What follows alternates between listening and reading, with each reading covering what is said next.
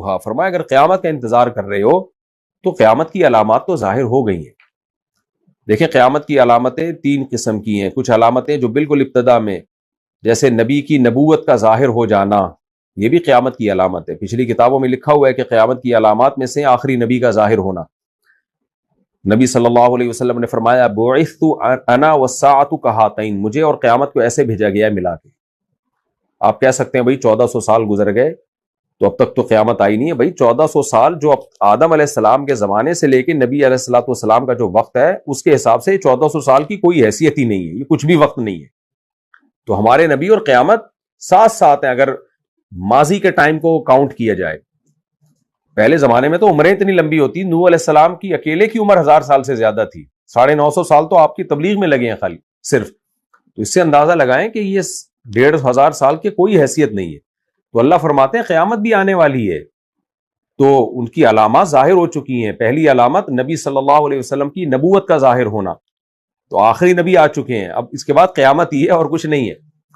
اور انشقاق قمر، کہ شاید ہو سکتا ہے پچھلی کتابوں میں اللہ نے وعدہ کیا ہو کہ قرب قیامت میں چاند 2 ٹکڑوں میں تقسیم ہوگا، تو وہ نبی صلی اللہ علیہ وسلم کے معجزے کے طور پر 2 ٹکڑوں میں تقسیم ہو چکا ہے.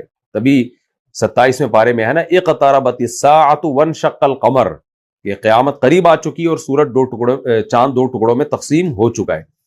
تو علماء نے علامات جو بیان کی، ایک وہ جو نبی کے دور میں، ایک وہ جو بیچ میں ظاہر ہوں گی. بیچ میں کون سی علامتیں ظاہر ہوں گی؟ جو نبی اور قیامت کے درمیان میں، وہ جیسے حدیث میں آتا ہے کہ ایک آگ ظاہر ہوگی جو حجاز کے اونٹوں کو روشن کر دے گی، ان کی گردنوں کو. تو علامہ نبی رحمۃ اللہ نے لکھا ہے کہ یہ آگ ظاہر ہو چکی ہے. حجاز میں اتنی بڑی آگ ظاہر ہوئی تھی، جس سے بہت بڑی آگ لگی تھی، جس سے جو ہے وہ اونٹوں کی گردنیں دور دور تک اندھیروں میں بھی روشن ہو گئی تھی. اس کی تفسیر صحیح مسلم کی شرح میں آپ پڑھ سکتے ہیں، ابھی میں اس کی ڈیٹیل میں نہیں جاؤں گا. یہ علامت ظاہر ہو چکی ہے. اور کچھ علامتیں ایسی ہیں جو بالکل قیامت کے ساتھ چپکی ہوئی ہوں گی، ان کے بہت تھوڑے عرصے کے بعد قیامت ہوگی. وہ ہے حضرت عیسیٰ علیہ السلام کا ظاہر ہونا، دجال کا ظاہر ہونا، سورج کا مغرب سے نکلنا، یاجوج ماجوج کا ظاہر ہونا. یہ علامتیں وہ ہیں جو بالکل اینڈ میں آئیں گی. تو اللہ تعالیٰ فرماتے ہیں فقد جاء اشراطها فأنى لهم اذا جاءتهم، بس کہاں سے ہوگی ان کے لیے اذا جاءتهم، جب یہ قیامت آ جائے گی، ذکراہم، ان کی نصیحت، یعنی پھر ان کی نصیحت ان کے لیے کوئی فائدہ مند نہیں ہوگی. پھر کیا فائدہ نصیحت حاصل کرنے کا؟ قیامت آنے کے بعد یا موت کے بعد توبہ قبول نہیں ہوتی. فَاعْلَمْ أَنَّهُ لَا إِلَٰهَ إِلَّا اللَّهُ، بس اے نبی آپ یقین رکھیے کہ اللہ کے سوا کوئی عبادت کے لائق نہیں ہے. کیا مطلب؟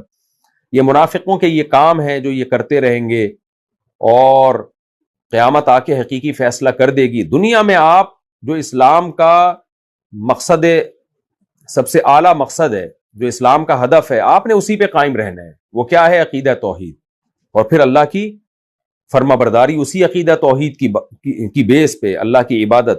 فعلم، پس آپ جان لیجئے، یقین رکھیں، اپنا عقیدہ درست رکھیں، انہ لا الہ الا اللہ، کیونکہ یہی تو جنگ تھی مشرکین اور منافقین سے، عقیدے ہی کی تو جنگ تھی کہ بے شک اللہ کے سوا کوئی عبادت کے لائق نہیں ہے. واستغفر لذنبک، اور اپنے گناہوں پر مغفرت مانگیے. گناہ کا لفظ نبی کی طرف مجازن اس کی نسبت کی گئی ہے. میں بار بار اس کو ایکسپلین کرتا ہوں.